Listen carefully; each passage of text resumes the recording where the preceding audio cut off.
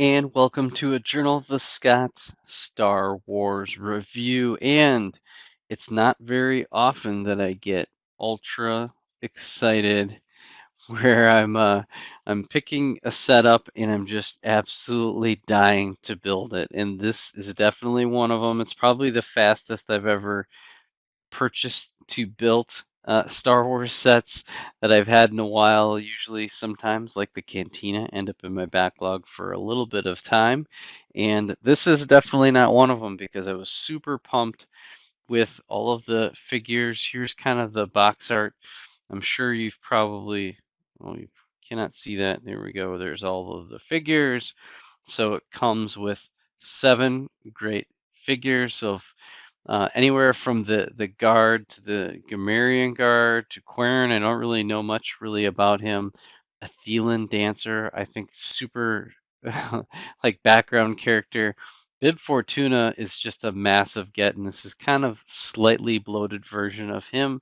Fennec Shan, the only thing there that's kind of disappointing, you can see here, she has a helmet. Come on, Lego, give me your helmet at least. And then kind of a weird Boba Fett. I do have at least now 4 or 5 variants of Boba Fett, and this is probably one of the weirder ones. I have to do some research on whether this is really appropriate, but he's really dark. It's basically a black suit with his green, and I don't know if it's really my favorite Boba Fett. Again, I don't even know if it's exclusive, but it's okay. Let's get into the set. I did not apply the stickers, just a short amount. So they go right here. There's some right across here, and then of course the backsplash. So I will apply those at some point, although I will. The big thing about this set is that it's going to be huge for me to be able to help complete my Mos Eisley Cantina mock. And then of course the figures are appropriate. Many of them I will be put to good use as kind of the Star Wars kind of characters of that era. Of course, Bib Fortuna was killed off, and even they even create a feature. See ya, buddy. You're out. You're out. That's one of the features of the set. Kind of funny. The one thing that's interesting about this set is my take on it as I'm going through it.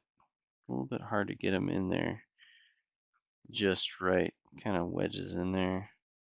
There we go. Is that it's really very much I would articulate this set as a play set. It's okay for display. I mean, I can definitely see it's very shelf worthy if you look at it. There's a lot of different ways you can kind of set it up.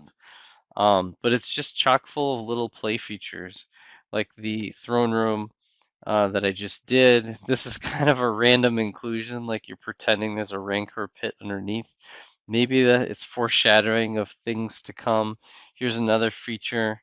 Boba Fett getting knocked down the stairs, which doesn't happen, but I guess it's kind of cool to have that as a feature. And just little things. And what I didn't even know, like when you're looking at the picture, you see some stuff back here, but you don't really know what that is. And we'll fully get to it in a moment, but at the end of the day, you don't even know. You're getting the full palace kitchen experience without, I had no idea.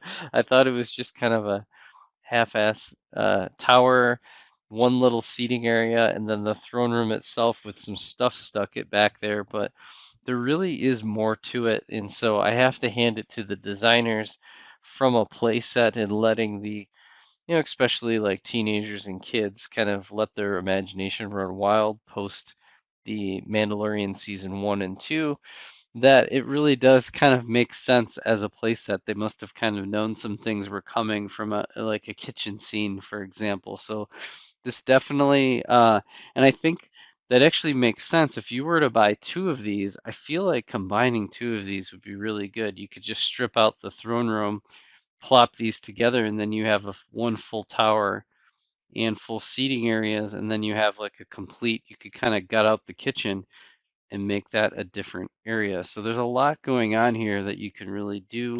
Then eventually all of our the modifiers or mock designers out there you could create a pit like the real Rancor pit, and you can kind of build up from there, even kind of expand the ceiling itself. So there's a lot you can do with the set. Again, the figures, there's 7 of them. One of the ones that I didn't have that I was really looking forward to. I was hoping she would have her helmet. So it's a bummer. She's got that little scar. I think she's an okay figure. Really like the print. There's 2 faces that she has. A little extra mean face. There we go. Mean Finnick, or smirk. She's got that classic smirk that she has. She's taking care of business. I guess she's kind of matching Boba Fett a little bit. Here's the Boba Fett variant. Right like that. Again, I don't know. Kind of like it, kind of not sure about it. Yeah, and overall, the Boba Fett helmet is one that we know and love. Let's remove that. Got a kind of a cool weapon right there. Oh, it's angry Boba Fett, who we didn't really see much of.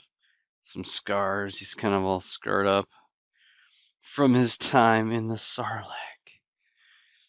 Go, Boba Fett. You made it, dude. It would be really nice to get the Tusken Raider Boba Fett maybe in a set soon. There's no way they don't make that a figure.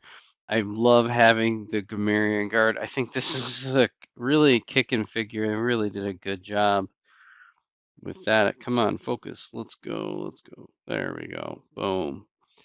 Get that. Just everything about him. How was it set up? Oh, yeah, it's a big. Kind of remove that. There you go. So it's a one piece. That's really nice. I like that. I think Lego did a really good job with their Gamorrean Guard. And then this is, I always forget, it's like Wigwe or Weequay Guard. Really solid figure.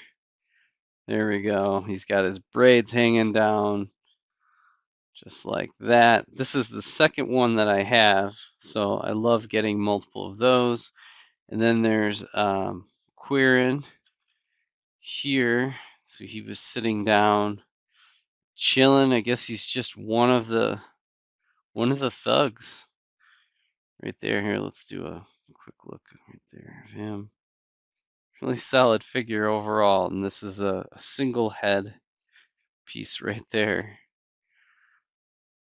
There you go. It's the back like that, and then he goes plop right down in there.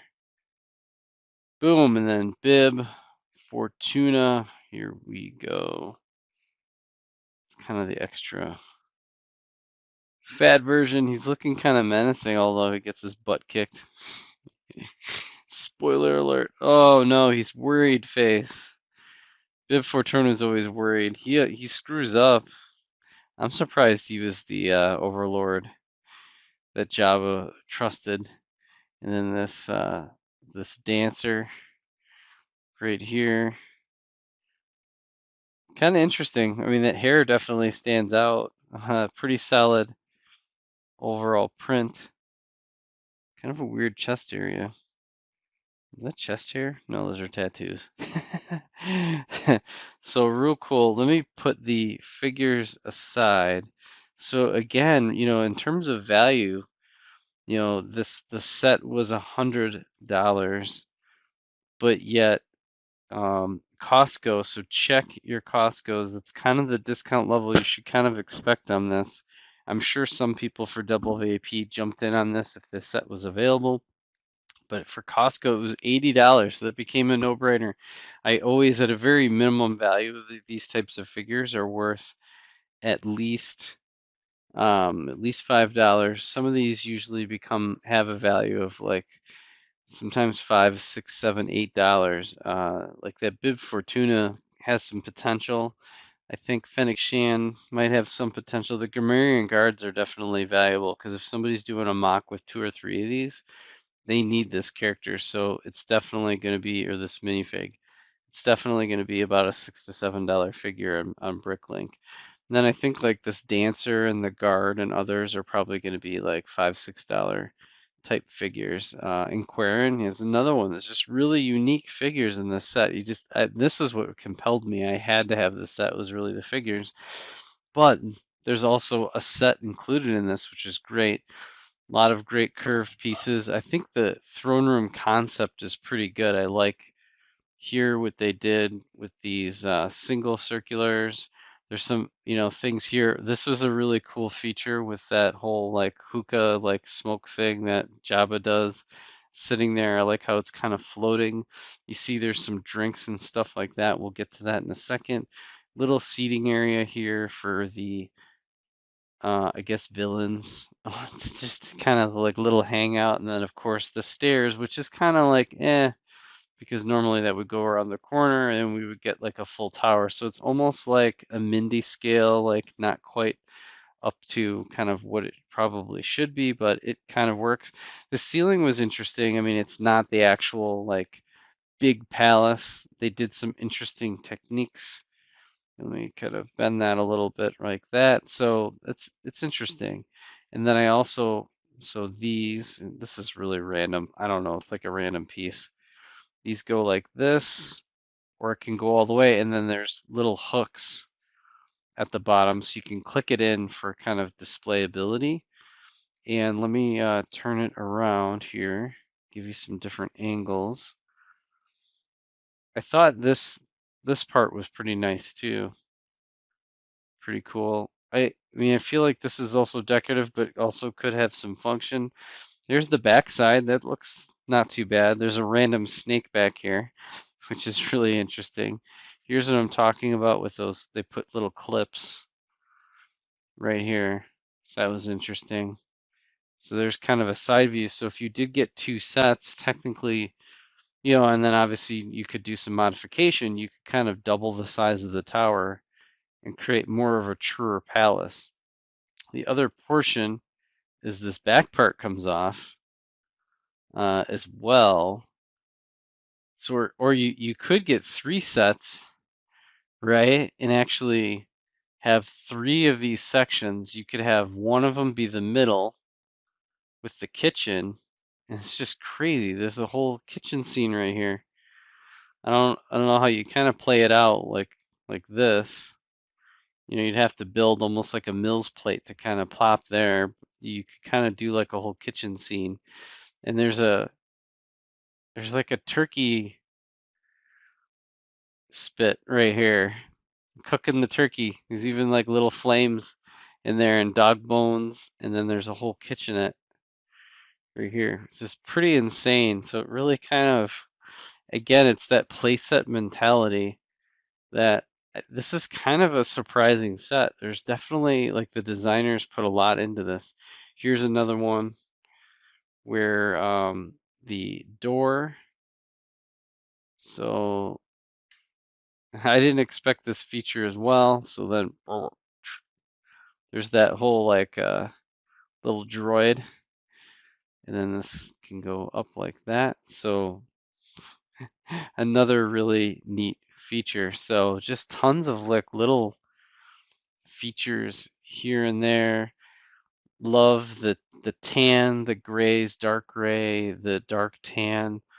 All of these parts are just great to have. Is there burnt orange in there? Maybe not. I don't know. But overall, really happy about this set. I'm going to tear it apart, sadly. But oh, I should mention too. Here's the really nice box art. I really like the box art in this. Here's the instructions, which are nice as well. Let's see what it advertises. Checking out. It doesn't really have any advertisements in it. Huh. Here's what it. Look at that. It shows the back side of it, just like that, and then it shows, hey, here's how you play with it. Go Lego. Do AFOLs play with their Lego? Oh, here's how to do the ejector seat. Here's the other play feature. Oh, the Grammarian Guard goes flying. So that's the instruction book. It's a pretty big one. It definitely took me 3 hours, but two of them were because I was streaming. So I would say it's definitely a nice, it takes a little bit of time. It's a nice entertaining build. I definitely enjoyed it. And again, thank you so much for watching. This is a longer version of the Star Wars review of the Boba Fett's Throne Room, 732 pieces of goodness. Highly recommend that you get after it and get the discount while you can, whether it's double VIP. Costco's the absolute best right now. Oh, by the way, a little rumor they had Dark Trooper packs there as well. So lots of great Star Wars sets available. So go out and get it, and we'll catch you on the next Star Wars review.